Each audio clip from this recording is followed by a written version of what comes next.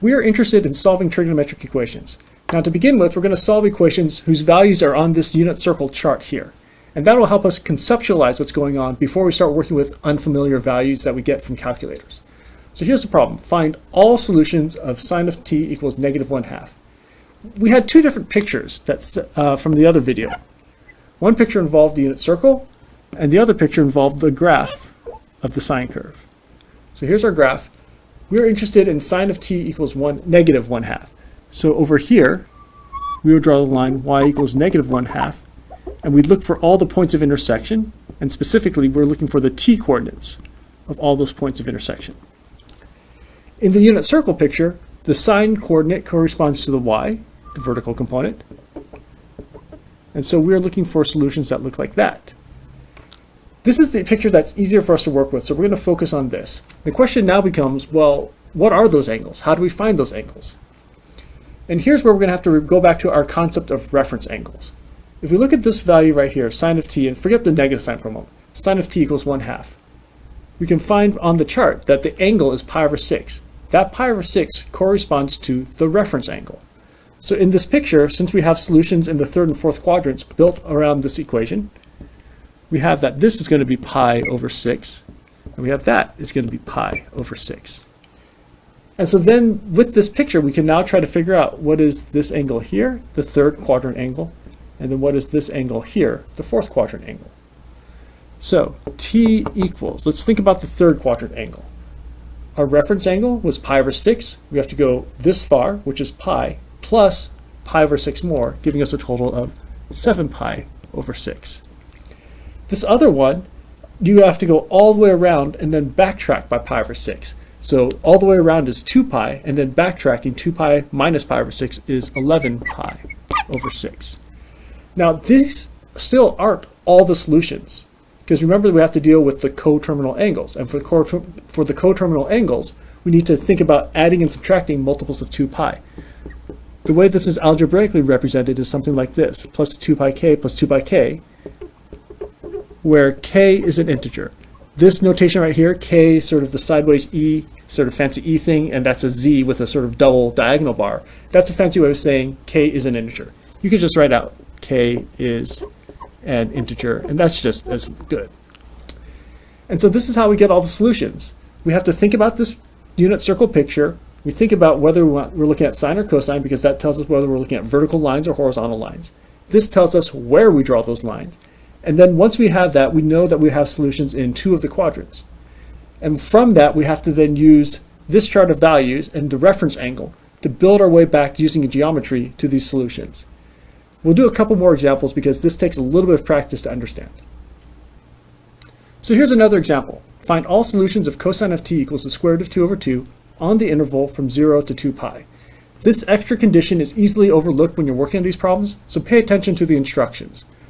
When we limit ourselves to these angles between 0 and 2 pi, what we're saying is we just kind of want the first angle, so to speak. So here's 0, and then remember to get to 2 pi, you go all the way around once. We're only interested in the solutions on that first revolution. So let's think through this problem. Once again, we're going to draw the unit circle. Cosine of t. Cosine corresponds to the x-coordinate, and the x-coordinate is positive square root of 2/2. So we're going to have a solution up here in the first quadrant and a solution down here in the fourth quadrant. And now we have to start thinking about the reference angle. So cosine of theta, square root of 2/2. The reference angle is going to be pi/4. And so in this diagram, that angle right there is pi/4, and then this angle right here is pi/4. So then the question becomes, what are our solutions going to be? What are our t values? Well, the first one is in this first quadrant where the angle is the reference angle. So we have pi/4. And this other one down here, since we're going for the interval from 0 to 2 pi, we start from 0. We wind ourselves around to this level, and the question is, well, what is that angle? All the way around is 2 pi, and back off by pi/4. 2 pi minus pi/4 is going to be 7 pi/4. Now in this case, we do not have the plus 2 pi k because we are limiting ourselves to this interval. If this line were not there, then we'd have plus 2 pi k plus 2 pi k, where k is an integer, to deal with the coterminal angles. Here is one more example. Find all solutions of cosine of t equals -1. Now again, find all solutions, and there's no limit to our interval, so we're going to have to find all the solutions. And this is a situation where looking at the picture is really going to help us see what's going on. So we draw our unit circle. We want cosine. Cosine is the x-coordinate. The x-coordinate is -1. Since we have a unit circle, that corresponds to that tangent point right there. Now, we try to do a lot with trying to set this up by looking at reference angles, the reference angle of 0, and things like that. That ends up being a lot of work for something that is very graphically obvious. This is the only solution. What is that angle? That angle is pi. So t is equal to pi plus, we have to look at the coterminal angles because we're not limiting our interval, plus 2 pi k, where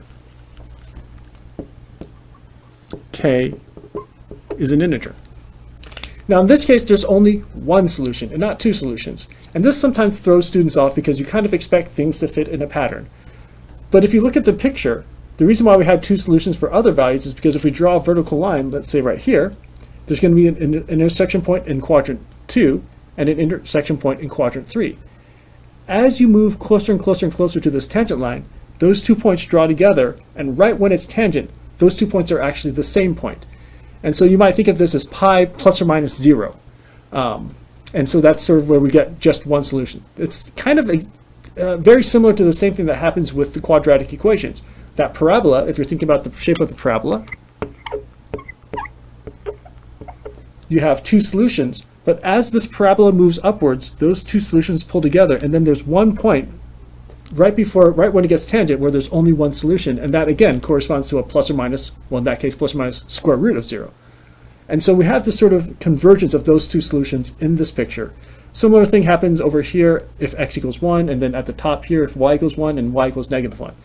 So those are just the special case. Don't worry too much about it, just focus on the picture. The picture will tell you whether you have one solution or multiple.